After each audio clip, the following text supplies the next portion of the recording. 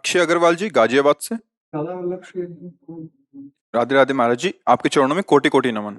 गुरुदेव, इस संसार में हर किसी को आर्थिक दृष्टि से तोला जाता है और इसके लिए हमें आर्थिक उन्नति करनी पड़ती है, लेकिन अध्यात्म के अनुसार हमें अपने भोग के विषय कम करने चाहिए। गुरुदेव, इन दोनों में कैसे बैलेंस बनाया जा सकता तो है? आर्थिक स्थिति बढ़ाइए, लेकिन सेवा के लिए बढ़ाइए, माता पिता परिवार की सेवा के लिए बढ़ाइए। आप अपने लिए संयम में रहिए, जिनके द्वारा सब समाज की सेवा हो रही, परिवार की सेवा हो रही, उनका अर्थ उनको कोई पतन में थोड़ी ले जाता है। अब अर्थ कमाओ, पर स्त्री गमन में पैसा खर्चा करो, जुआ में खर्चा करो, शराब में करो, मांस में, तो दुर्गति हो जाएगी। अर्थ खूब कमाओ। 4 पुरुषार्थ है, पहले धर्म, फिर अर्थ, फिर काम और फिर मोक्ष। देखो, धर्म और मोक्ष के बीच में रखा गया है अर्थ और काम। अगर धर्म के द्वारा अर्थ कमाओगे और अर्थ का प्रयोग कामनाओं की पूर्ति धर्म से करोगे, तो मोक्ष मार्ग में अपने आप चले जाओगे। जो कुछ हमें मिला है हमारे लिए ही थोड़ी मिला है, हमें सेवा के लिए मिला है। अपने परिवार में जो माता पिता पत्नी पुत्र भाई परिवार, इनकी सबकी सेवा करो। जो मूर्खता करते हैं, वो सोचते हैं हम कमाते हैं हम उसका उपभोग करेंगे, और वो गंदी बातों में, बेविचार में, मदिरापान में, गंदे व्यसनों में, और ये सब मांस आदि खाने में, मनमानी ऐसे, ये दुरुपयोग है। इसका संयम करो। जैसे भगवत मार्ग में चलना, पवित्र भोजन, पवित्र वस्त्र, पूरे परिवार समाज की सेवा, क्या अर्थ परेशानी है? बड़े बड़े औषधालय खुलवा दो, गौ सेवा, साधु सेवा, देश सेवा, कितना अर्थ आएगा? हम एक देश में रहते हैं, हमारा देश, कितनी जनसंख्या है अपने देश की? 1 अरब है। हाँ, तो अब सोचो कि हमारे पास अर्थ कितना हो, हम पूरे देश की सेवा में लग जाएंगे। तो अर्थ नुकसानदायक कब है? जब हम उसका उपभोग करते हैं गलत ढंग से। नहीं तो अर्थ कमाने के लिए निषेध किया गया क्या? अर्थ कमाने के लिए निषेध नहीं है। अर्थ का प्रयोग अपने लिए। हाँ, अच्छे कपड़े पहनो, अच्छा भोजन पाओ, सात्विक वृत्ति से रहो, और शेष दूसरों की सेवा के लिए भगवान ने तुम्हें दिया है, वैसा करो, तो इसमें कोई परेशानी नहीं। अब आप स्वयं दुरुपयोग करेंगे तो कैसे? फिर अर्थ की सार्थकता क्या हुई? दुरुपयोग दुरुपयोग तो नहीं होना चाहिए ना। दुरुपयोग के लिए निषेध किया गया है। अपने को आप साधन में रखो। आपके पास जो सामग्री है, जिसको आवश्यकता, दूसरों की सेवा में लगाओ। जो अपने संबंधी जन है, जो अपने समाज के जन है, या कोई ऐसा बीमार पड़ा है जिसकी सेवा अत्यंत आवश्यक है, तो आप एक दिन के लिए भोजन छोड़ दीजिए, उसकी सेवा कर दीजिए। तो ये बातें समझना पड़ेगा। नहीं पड़ेगा भाई, हमारा पैसा हम जो मनाएंगे करेंगे तो दुर्गति भी तुम्हारी हुई तो होगी, क्योंकि गलत आचरण आज जैसे सत्संग में निकला, ये 4 बातें जिसके जीवन में, उसका नाश अवश्य होगा। जो शराब पीता है, दूसरे की स्त्री के साथ भोग करता है, मांस खाता है, जुआ आदि व्यसन करता है, उसका पतन निश्चित है, उसको कोई नहीं रोक सकता। अब कमाओ धन, क्या होगा? तुम्हारी दुर्गति ही होगी, क्योंकि उसका प्रयोग तुम्हारा सही नहीं। अगर 10 रुपया भी तुम्हारा किसी ऐसी की सेवा में लग गया जिसको अत्यंत आवश्यक था, उसको भयानक पीड़ा है, कष्ट है, आप उठा के लेकर अस्पताल गए और कुछ अर्थ लगा दिया, खवाया पियाया, और मन से कि भगवान ये सुखी रहे, यही बहुत बड़ा पुण्य काम हो गया। हो गया ना? तो अर्थ से अच्छा काम भी हो सकता है और बुरा काम भी हो सकता है। और कोई मरणासन में है, बहुत कष्ट में, औषधि दिला करके उसको स्वस्थ कराने का आपने प्रयास किया, तो वही अर्थ आपके सुकृत का काम बन गया। उसका प्रयोग आप क्या करते हैं, बस ये बात ध्यान देने के लिए। अपने लिए ज्यादा प्रयोग ना करें, उचित प्रयोग करें, क्योंकि शरीर भी तो सेवा के लिए है ना। अगर शरीर ही स्वस्थ नहीं तो सेवा कैसे होगी, चाहे माता पिता या समाज की? तो इसको स्वस्थ रखना है, बस इतना अपने लिए प्रयोग करना है, क्योंकि अपना काम है भगवान की प्राप्ति करना। और जो जो भोग सामग्री है वो दूसरों की सेवा में लगा देना है। कोई समस्या, कोई प्रश्न? महाराज जी, कई बार जो क्रिया करते हैं अर्थ कमाने के लिए, उस क्रिया को करते वक्त वो भागवतिक चिंतन नहीं रह पाता है, तो वो क्रिया तो उसका भी हमने उपाय बता दिया है कि किसी भी क्रिया के प्रारंभ में, मध्य में और अंत में, अगर आप ये सोच रहे हैं कि भगवान को समर्पित करेंगे हम, क्योंकि ये भी भगवान की सेवा है। आप फावड़ा चला रहे हैं, आप व्यापार कर रहे हैं, आप नौकरी कर रहे हैं, तो भगवान की सृष्टि में कर रहे हैं ना। उससे प्राप्त अर्थ के द्वारा जो तुम्हें जिम्मेवारी मिली है, तुम वो जिम्मेवारी निभा रहे हो ना, वो भगवान की सेवा है। तो जो आपने नौकरी पेशा व्यापार किया, जिस समय में आपका भगवत स्मरण नहीं रहा और आप तन्मयता पूर्वक वो कार्य किए, उस कार्य के समय को, कार्य को भगवान को अर्पित कर दो। पेमेंट आप लो, अर्पित कर दो, तो वो डबल काम हो गया, भगवान की प्राप्ति का भी और अपने सुख का भी। तो समझ रहे ना? तो हो सकता है गृहस्थी के ऐसे कार्य जिनमें आप तन्मय हो जाओ, और भूल जाओ प्रभु को, तो भूल जाने पर भी वो भूल नहीं मानी जाती, क्योंकि वो कर्म आपको भगवान में समर्पित करना है। जो भी कर्म कर रहे हैं भगवान के निमित्त कीजिए, भगवान को समर्पित कीजिए, और बीच बीच में जितना स्मरण बढ़ा सको स्मरण बढ़ाते रहिए, वो पूजा ही हो जाएगी। ये शास्त्रीय प्रमाणित है। भगवान के परम महाभागवत नौ योगेश्वरों ने एकादश स्कंद भागवत में कहा है, स्वभाव के अनुसार, चेष्टाओं के अनुसार जो जो जो जो क्रिया है वो सब परम पुरुष नारायण को अर्पित कर दे, ये भागवत धर्म है। तो ये हमारे लिए ये भी सुविधा है, भगवान को कर्म समर्पित कर दो तो कर्म योग हो जाएगा, और उससे हमें भगवान की प्राप्ति होगी। वही कर्म हमें नष्ट कर सकता है और वही कर्म हमें मुक्त कर सकता है। तो हम शास्त्र संयम के अनुसार कर्म करें, जो हमें कर्म मिला है और भगवान को समर्पित कर दें। तो जैसे आप दिन भर चिंतन नहीं करते, लेकिन जब शाम को आपको पैसा मिलेगा तब आपको ये बात है कि माता पिता को देंगे जाके, या पत्नी को देंगे, परिवार को सुख मिले। ऐसे ही दिन भर आपने याद नहीं किया, पर अब शाम के याद आए कि भगवान को ये कर्म अर्पित करना है, समर्पित। हे प्रभु, सुबह से लेकर अभी तक जो कर्म करते रहे वो आपका बराबर स्मरण ना होने पर भी ये आपके लिए स्वामी आपको समर्पित है, तो ये कर्म समर्पण हो गया, इससे भी भगवत प्राप्ति हो जाती है। रेणुका जी, गुरुदेव आपके चरणों में कोटि कोटि नमन। गुरुदेव, प्रभु कृपा से ये समझ में आता है कि मान अपमान का अनुभव देहाभिमान के कारण ही होता है, लेकिन गुरुदेव क्या व्यवहार में भी हमें इसी समझ के साथ व्यवहार करना चाहिए? और इसीलिए तो सत्संग किया जाता है कि तुम्हारी समझ ठीक हो, व्यवहार में मान अपमान की क्रियाओं को सहना सीख जाओ। तो जो दंडधारी है वो उसे दंड दे। जैसे आपको किसी ने गाली दी, आप चुपचाप सह गए, तो अपना समय बचा लिया। आगे तो आप द्वेष नहीं बढ़ाए, आपका हृदय थोड़ी देर जलेगा पर वो शांत हो जाएगा, पर वो शांत नहीं हुआ।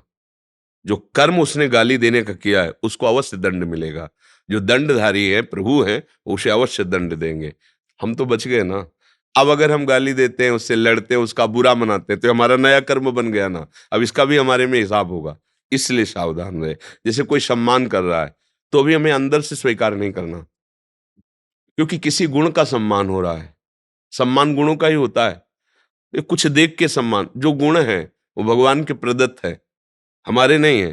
ये भगवान का ही सम्मान कर रहा है। कोई अपमान कर रहा है तो उसका वो कर्म उसको भोगना पड़े, हम उसे स्वीकार न मान स्वीकार करते ना अपमान, तो हम क्या हो जाएंगे? अखंड प्रसन्नता, एक अद्भुत शीतलता। ये अध्यात्म मार्ग है। लोग में यही होते हैं कि चाहे मर जाऊं पर मैं इसको अब दंड दूंगा क्योंकि इसने अपमानित किया है।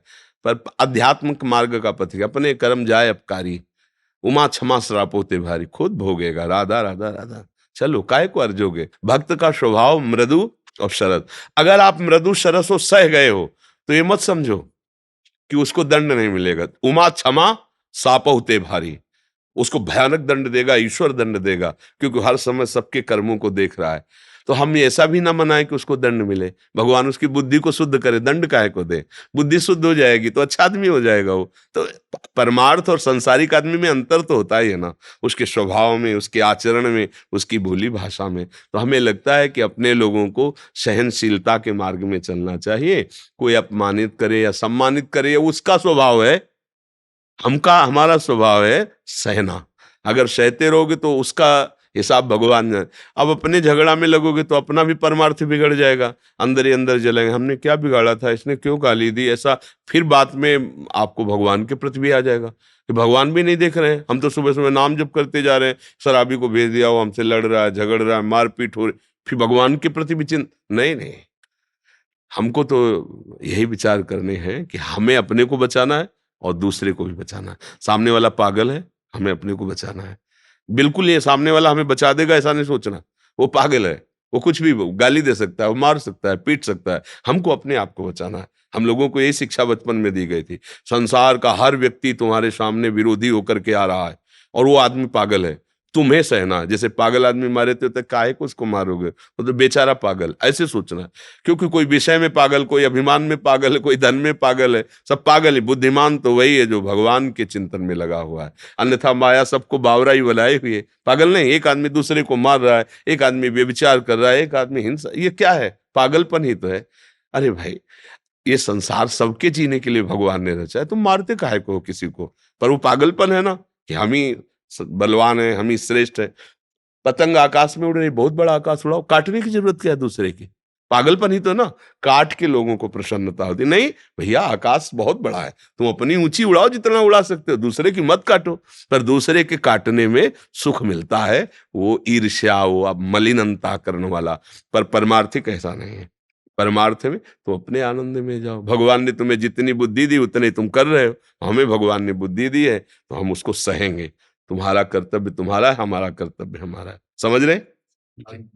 राकेश हेमा जी। राधा वल्लभ श्री रघुवंश। महाराज जी, आपके चरणों में कोटि कोटि प्रणाम। महाराज जी, जब से आपकी कृपा हुई है, हर समय मंदिर, देव स्थान, देवी माँ या भोले बाबा, गंगा स्नान, शौच निवृत्ति जैसे गंदे स्थानों पर भी श्री राधा नाम ही चलता है। इसमें कोई अपराध तो नहीं है? मन में डर बना रहता है। नहीं नहीं नहीं, खूब नाम जप करो, हर स्थिति में जप करो। प्रभु के और प्रियाजू के नाम के लिए पवित्रता, पवित्रता की बात नहीं, मंत्र के लिए है। जब हम मंत्र जपते हैं तो थोड़ा पवित्र, नहीं तो हम तो शौच में भी बैठे हैं तो अंदर अंदर राधा राधा राधा जप रहे, अगर उसी समय प्राण निकल गए तो भाई मृत्यु के लिए थोड़ी कि सोच हो के पवित्र हो के आता हूं तुम्हें, नहीं, वो तो कभी भी समय हो, तो हमको हर समय अलर्ट रहना, सावधान रहना है। कभी भी मृत्यु हो तो हम राधा राधा राधा राधा, तो सोच में बैठे, सोच के अरे राधा वल्लभ जी अंदर चल रहा है, राधा राधा राधा। जब पवित्र हो गए तब गुरु मंत्र चलने लगा, तो उसमें कोई अपराध नहीं। यश जी। राधे राधे महाराज जी। महाराज जी, मान बढ़ाई व ईर्ष्या से कैसे बचें? मान किसका होता है? गुणों का। जब हम मूल में पहुंचेंगे तो हमारी बात समझ में आ जाएगी। गुणों का ही तो मान होता है। कोई अवगुणों का मान करता है क्या? गुणों का मान करता है। हमारी चाह होती है कि हमें मान करे, कोई हमारा सम्मान करे, तो हम गुणों को धारण करने की चेष्टा करते हैं। सद्गुण भगवत प्रदत्त होते हैं। जैसे किसी साधक का सम्मान हो रहा है तो उसकी साधुता, उसका भजन, उसका त्याग, उसका वैराग्य। यदि किसी गृहस्थ का सम्मान हो रहा है, उसका सदाचार, उसका पद प्रतिष्ठा, पढ़ाई, वीरता, इन्हीं का तो सम्मान होता है। और ये भगवत प्रदत्त होते हैं। भगवान जिसको जितनी बुद्धि देते हैं, जितना बल देते हैं, जितना ज्ञान देते हैं, उतने उसमें सद्गुण प्रकाशित होता है। तो सम्मान सब जगह भगवान का होता है। हम अपने शरीर के भाव में आकर ना माने। अगर इसके हृदय में अभी भगवान चले जाए तो इस शरीर का सम्मान नहीं, इसको फूंक दिया जाएगा, इसको गाड़ दिया जाएगा, फेंक दिया जाएगा। समझ रहे ना? तो मान किसका हुआ? भगवान का ही हुआ ना। तो यदि हम मान भगवान का माने तो मान हमारे को परेशान नहीं कर सकेगा। जो बहुमान करे मो को मेरो, के बहुमानत ना ही बढ़ाई, और जो अपमान करे को केहूं, के अपमान नहीं लगताई। अगर शुद्ध बुद्धि है तो मान अपने को परेशान नहीं कर सकता। मान में एक अहंकार होता है, गुणाभिमान, और जिसको गुणाभिमान होता है भगवान से चित्त नहीं जोड़ पाएगा। सबहि मान प्रद आप अमानी, अपने को मान रहित रहना है। महाप्रभु चैतन्य देव जी ने कहा, तृणादपि सुनीचेन तरोरिव सहिष्णुना अमानिना मान देन। दूसरों को मान दो भगवत स्वरूप मानकर, खुद मान मत चाहो। यदि आपको मान मिलता है उसे प्रभु को दो, वो प्रभु का है, आपका नहीं है, तो आपको मान फिर गिराएगा नहीं। बड़ाई, यश, कीर्ति, वो सब इसी की होती है। सद्गुणों की तो बड़ाई, कीर्ति, बड़े तपस्वी हैं, बड़े सत्यवादी हैं, बड़े वीर हैं, दूसरों की रक्षा करते हैं, बहुत धर्मात्मा है, इन्हीं की बड़ाई होती है। तो जो बड़ाई है, जो कीर्ति है, जो मान है, वो भगवान की होती है। जो भगवान के चरणों का आश्रय लेता है उनमें भागवतिक गुण आते हैं, उन्हीं की मान बड़ाई होती है। तो जब कोई मान बड़ाई करे तो हाथ जोड़कर अंदर से भगवान को प्रणाम करो, प्रभु ये सब आपका है, गुरुदेव ये सब आपकी कृपा प्रसाद का है। हमारे अंदर अगर ये बात आ गई कि मेरा मान हो रहा है, मेरी बड़ाई, तो पतित हो जाएगा साधक, फिर उसका पतन हो जाए। फिर उसके द्वारा ऐसे अभिमान जनित चेष्टाएं होंगी कि फिर उसकी निंदा होगी, फिर अपमान होगा, फिर वो गिर जाएगा। समझ पा रहे हैं ना? हाँ, परम पद में आरूढ़ होने के लिए सबसे बड़ा दोष है मान। इसीलिए 15वें अध्याय गीता जी में निर्मान अमोहा जित संग दोषा अध्यात्म नित्या विनिवृत्त कामा। निर्मा सबसे पहले आया, मान रहित होना। ये मान ही तो सब है ना। एक बार हमसे कानपुर में जब थे तब एक ने प्रश्न किया था कि अभिमान तो ना करे पर स्वाभिमान तो होना चाहिए ना। मैं पूछा कि भाई स्वाभिमान पे कोई चोट पहुंचाए तो तुमने कहा स्वा को जान जाए तो फिर कोई बात नहीं है। स्वा को क्या जाना है? अभी स्वा को जाना है क्या? पर को जाना है। ये शरीर स्वा नहीं है। शंकर सहज स्व रूप संभारा, तो लाग समाधि अखंड अपारा स्व अभिमान, मैं ब्रह्म हूं, ये है स्वाभिमान। मैं प्रिया, ज्ञान में ये है, और भक्ति मैं प्रिया प्रीतम का दास हूं। अब इस पर कोई ठेस पहुंचा ही नहीं सकता। जब मैं पंडित हूं, मैं ज्ञानी हूं, मैं ध्यानी हूं, मैं गुणवान हूं, ये पर भाव है, देह पर है, प्रकृति जन्य है, और मैं परमात्मा का अंश हूं, स्व परमात्मा का अंश है, और ये देह पर है, तो पर अभिमान स्वीकार करने के कारण पतन होता है, और स्वाभिमान में कोई ठेस पहुंचा नहीं सकता, क्योंकि जो स्वस्वरूप है, नयनम छिन्दन्ति शस्त्राणि नयनम दहति पावका न चैनम क्लेदन्त्यापो न शोष्यति मारुता। फिर किसी की बात कैसे छू जाएगी, किसी का अपमान कैसे छू जाएगा? स्व ऐसा निर्लेप स्वरूप है। हम लोग अज्ञान के कारण ऐसा मानते हैं। स्वाभिमान अभिमान ये सब एक ही भाषा है। अगर स्व को समझ जाओ तो अभिमान की कोई भी गुंजाइश नहीं है, कहीं भी कोई अभिमान आ ही नहीं सकता है। और जब तक अभिमान रहता है तब तक अज्ञान रहता है। यही तो जन्म मरण कराता है, मान अभिमान, यही तो जन्म मरण का हेतु। संस्कृति मूल शूल प्रदनाना सकल शोकदायक अभिमाना। बस ये बात समझो, डरते रहो कभी अभिमान न हो जाए। जब कोई मान बड़ाई कीर्ति करे उसे भगवान को समर्पित, प्रभु ये सब आपका है। देवेंद्र जी पंजाब से। गुरुदेव आपके चरणों में कोटि कोटि नमन। गुरुदेव मैं एक पत्रकार हूं तथा मेडिकल स्टोर चलाता हूं। पिछले कई महीनों से यूट्यूब के माध्यम से आपके सत्संग तथा एकांतिक वार्तालाप सुन रहा हूं। 3 माह पूर्व मैंने आपको सदगुरु भगवान मानकर नाम जप शुरू कर लिया। गुरुदेव भगवान, पिछले समय के दौरान मैंने जब भी भगवान नाम शुरू किया कुछ ही देर में छूट जाता है। महाराज जी कृपा मार्गदर्शन करें कि नाम ना छूटे। हाँ, उसका अभ्यास करना होता है ना। अगर कुछ देर चलने लगा है तो आप उन्नति को प्राप्त हो रहे हैं। जब बिल्कुल नहीं चल रहा था और अनेक जन्मों से हम भगवान से विमुख रहे, इस जन्म में कुछ दिनों के अभ्यास से कुछ चलने लगा तो बहुत जल्दी हमारी प्रोग्रेस हो रही, उन्नति हो रही। बताओ, हजारों जन्मों की भूल को हम इसी जन्म में कुछ दिन में ही संभाल रहे हैं। मान लो 24 घंटे में हम कह रहे हैं 1 घंटा चला लिए, पूरे 24 घंटे में तो आप कितनी विजय प्राप्त किए? पूरे जीवन व्यर्थ चले गए। लेकिन इस जीवन में अभी कुछ महीनों से आप कुछ मिनट, कुछ घंटे प्रभु में लगने लगे, बहुत बड़ी विजय प्राप्त हो रही है। पूरा विचार करके देखो, बहुत बड़ी विजय प्राप्त हो रही। मतलब अगर कुछ हिस्से में मन लगने लगा प्रभु में, अब पूरा हिस्सा आप लगा सकते हैं। कुछ देर लगने लगा है तो जहां जहां मन जाए बार बार हटा करके नाम में लगाने की चेष्टा करो। इसमें भगवान की कृपा, गुरु कृपा और स्वयं की कृपा, तीनों कृपा चाहिए। भगवान की कृपा से हमें मनुष्य जन्म मिला, भगवान की कृपा से आपको सत्संग सुनने को मिला। अब सत्संग की कृपा से जीवन का लक्ष्य नाम जप करना, ये बात समझ में आई। अब आप अपनी कृपा लगा दो कि अब मुझे नाम छोड़ना नहीं है। अच्छा, मन नहीं लग रहा है तो जिह्वा से राधा राधा राधा राधा राधा, चलो तुम्हें मन को जाना, जाओ जहां। बिना हमारे मन कुछ कर नहीं सकता, तो राधा राधा राधा राधा राधा नाम जी है जप जागे जोगी। जिभ्या से नाम जप करके पूरा ज्ञान प्राप्त हो जाएगा। गोस्वामी तुलसीदास जी कह रहे, राम नाम मणिदीप धर जी है देहरी द्वार, तुलसी भीतर और बाहरो जो चाह सुझिया। यदि बाहर भी सुख चाहते हो, प्रकाश आनंद चाहते हो, और हृदय भी आनंद चाहते हो, लोक परलोक सुख चाहते हो, तो जिभ्या पे नाम विराजमान कर लो, राधा राधा राधा राधा राधा। मन लगे चाहे न लगे। हम कई बार सत्संग में बताया, जैसे आग है उसमें दाहिका शक्ति होती है, तो आप प्रसन्न होके छुओ तो जल जाओगे, नाराज होके छुओ तो जल जाओगे। भाव से, कुभाव से या जबरदस्ती, उसका काम है जलाना।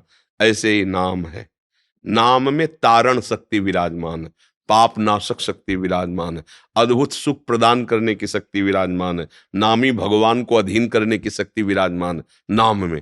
तो भाव कुभाव अनख आलसहु, नाम जपत मंगल दिशि दसहु। बार बार अभ्यास कीजिए, नाम जप आने लगेगा। फिर पहले अभ्यास करना होता है, फिर आने लगता है। जैसे अभ्यास जन जो है ना, अब जैसे बात कर रहे हैं तो दिमाग में छाया हुआ हो, बात बंद हुई तो चलने लगा। बात आपसे कर रहे हैं तो दिमाग में छाया हुआ है, जैसे अभी आपको बहुत जरूरी काम हो, कोई इतना जरूरी कि अब जाना ही है, हम आपसे बात करें तो आपके दिमाग में वो बात छाई रहेगी ना, मुझे जाना है, मुझे जाना है, मुझे। आप बैठे हो, सुन रहे हो, हाँ हाँ भी करो, लेकिन अंदर से आप विकल हो, मुझे जाना है। ऐसे भजन होता है कि आपसे बात कर रहे हैं पर वो पूर्वाभ्यास वर्षों का, जहां बंद हुआ, जहां फिर तो बात कर रहे हैं पर भजन हो रहा है। कैसे हो रहा है? वो छाया हुआ है, जैसे अभी बताया ना, वो अंतर में छाया हुआ है। तो अभ्यास करते करते जो अखंड भजन कहा जाता है वो ऐसे होता है, क्योंकि प्रसाद पा रहा है, कार्य कर रहा है, बात कर रहा है, तो करना ही पड़ेगा। फिर अखंड भजन कैसे होगा? वो ऐसे होता है, स्मृति, आंतरिक याद, वो समा गया है दिल में। और कुछ महापुरुषों के तो फिर रोम रोम से नाम प्रकट होने, छू दिया तो नाम, वो जड़ वस्तुएं बोलने लगी। जैसे जनाबाई थी, कंडा थापे थी, तो उनका कंडा कोई चुरा ले गया, तो उससे कह रही थी कि हमारा कंडा दे दे। बोले तुम्हारा कंडा कैसे?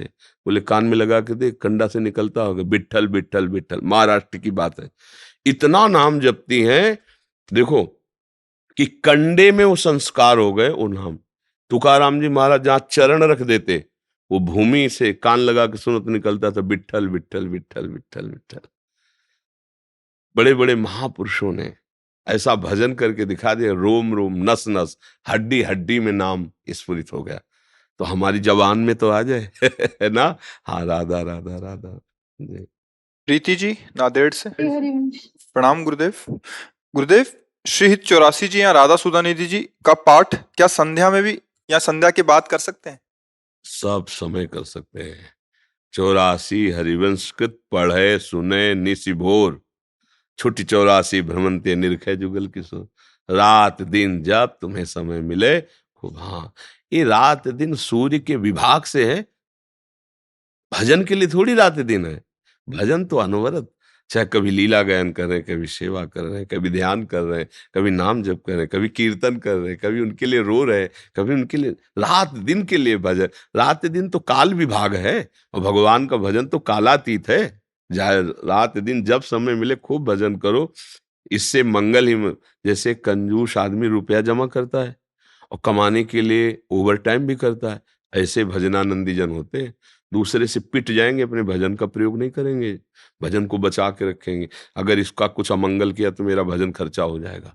और अधिक से अधिक भजन, जब सब सो रहे हैं बैठ के नाम लो, जब सब जगे हुए थे थोड़ी देर सो रहा, लोग ये समझ पड़ा सोता रहता है। भजन को चुराए, भजन करना कठिन, भजन करके उसे बचाना कठिन, और बचा के अभिमान ना होने पावे, पचा जाओ तो सिद्ध हो जाओगे। सिद्ध तभी हो जाता है जब भजन पचता है। भजन पचता नहीं जल्दी, उफान आ जाती है। तो क्या समझता है पैसा है, जब अभिमान आया तो उल्टी हो गई, अपच हो गया। जितना भजन पचेगा उतने नीच पुरुषों द्वारा किए हुए अपमान को मुस्कुरा के सह जाना, ये भजनानंदियों का स्वभाव होता है। सम्मानम कल्याति घोर गर्लम, नीचा अपमानम शुद्धा। बहुत क्षुद्र पुरुष उसको अपमानित कर रहा है, गाली दे रहा है, वो शासन कर सकता है उस पर। भजन भजन बचा ला है। ये पता हो कि आसपास दो चार ठग लग गए और हमको इतने किलोमीटर जाना है, तो सावधान अपने रुपये को संभाल के चलेगा। ऐसे में भगवान के पास जाना है। काम क्रोध लोभ मोह मद मत्सर, ये सब ठग हैं, ये हमारे भजन को छीनना चाहते हैं। तो अपने भजन को बचा के झुक के चुपचाप निकल जाते हैं। चतुर वही है जो भजन को बचा ले। तो भजन करना कठिन, करके बचाना कठिन, और बचा के पचाना कठिन। और सत्संगी है तो तीनों काम हो जाएंगे। सत्संग में ऐसा ज्ञान प्राप्त होता है कि वो करने में रुचि होती, भजन उत्साह बढ़ता है, और बचाने की कला आ जाती है, और पच स्वयं जाता है। कैसे? जैसे हम महापुरुषों के चरित्र सुनते हैं तब लगता है मेरा भजन क्या है इनके आगे। संतों के चरित्र सुनते, बड़े बड़े भजनानंद, तो मेरा भजन क्या है, तो अहंकार हुआ ही नहीं, पच गया। जब हम संत संग करते रहेंगे तो तीनों काम हो जाएंगे। भजन बढ़ेगा और भजन बचेगा, और भजन का अभिमान नहीं होगा। क्योंकि जैसे अब कोई एक माला जपता है तो आपको लगेगा मैं 11 माला जपता हूँ, और जो 11 घंटे निरंतर लगा है भजन में, और उसकी जब बात सुनोगे तो आपको क्या लगे, क्या होता है 11 में, ये तो 11 घंटे भजन करते, तो हमारा अभिमान कपारा। जब हम एक वाले को देखेंगे तो 10 समय लगेगा ज्यादा करते, लेकिन जब 11 घंटे वाले को देखेंगे दब जाएगा। और जो जीवन भजनमय है उनका, जब उनके सामने बैठेंगे तो उनका प्रभाव हमें निराभिमानी बना देगा, दैन्य बना देगा। हमारा पच गया भजन। भजन में अभिमान ना आवे, बस भजन पच गया। ये